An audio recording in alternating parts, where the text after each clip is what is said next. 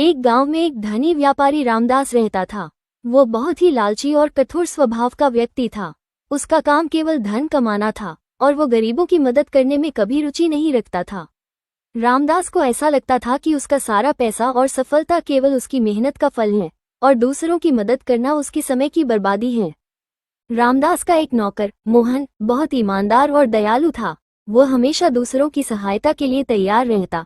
गांव में कोई बीमार हो या किसी को खाने की जरूरत हो, मोहन अपनी कमाई का एक हिस्सा उन लोगों की मदद में लगा देता। वो हमेशा कहता, जीवन में कर्म सबसे महत्वपूर्ण है। जैसा हम करेंगे वैसा ही हमें फल मिलेगा।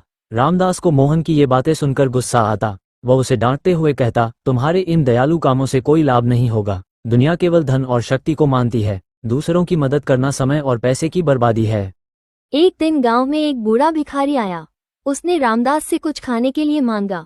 रामदास ने उसे डांटकर भगा दिया और कहा, मेरे पास भीख देने के लिए समय नहीं है। जाओ, मेहनत करो और कमाओ। भिखारी चुपचाप वहां से चला गया। लेकिन मोहन ने चुपके से भिखारी को खाना और पानी दिया।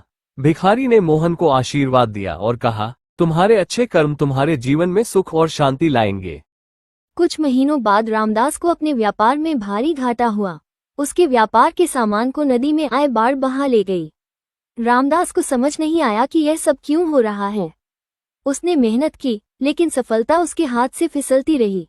गांव में उसके दुश्मनों ने उसकी इस स्थिति का मजाक उड़ाया, लेकिन मोहन ने रामदास का साथ नहीं छोड़ा। उसने उसे दिलासा दिया और कहा, साहब, कठिन समय में धैर्य और अच्छे कर्म ही सहारा बनते हैं। दूसरों की मदद करने से हमें मानसिक शांति मिलती है। रामदास ने मोहन की बातों को अनसुना कर दिया। उसने सोचा कि यह सब सिर्फ किस्मत का खेल है। एक दिन गांव में एक साधु आया। साधु बहुत ज्ञानी था और उसकी भविष्यवाणियां सटीक होती थीं। लोग उसकी बातों को ध्यान से सुनते थे। रामदास ने साधु से अपनी समस्या के बारे में पूछा। साधु ने कहा, तुम्हारे जीवन में जो कुछ भी हो रहा है वो तुम्हारे कर्मों का परिणाम है।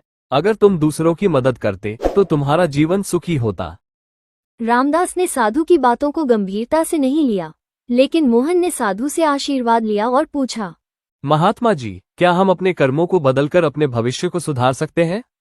साधु ने कहा, हाँ, अच्छे कर्म हमेशा बुरे कर्मों को कम कर सकते हैं, पर यह एक लंबी प्रक्रिया है। धैर्य और निष्ठा के साथ इसे निभाना पड़ता है। कुछ दिनों बाद रामदास बीमार पड़ गया। उसकी हालत इतनी खराब हो गई कि उसका इलाज कराने के लिए भी पैसे नहीं बचे।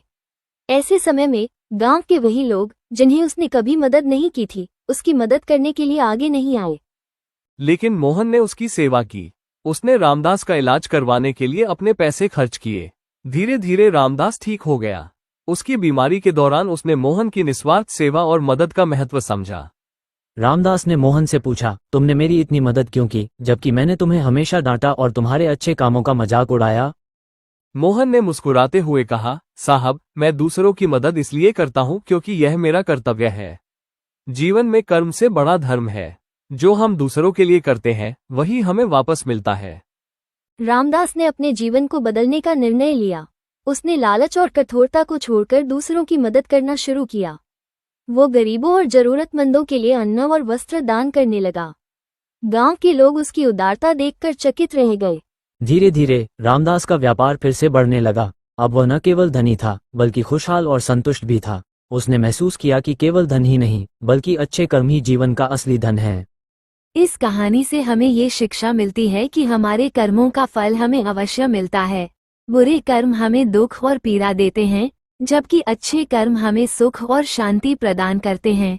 जीवन में दूसरों की मदद और सेवा करना ही सच्चा धर्म है। जैसा बोओगे वैसा ही काटोगे। अगर आप सारे लोग इसी तरह का वीडियो देखना चाहते हैं तो मेरा चैनल को सब्सक्राइब और शेयर करना ना भूलें।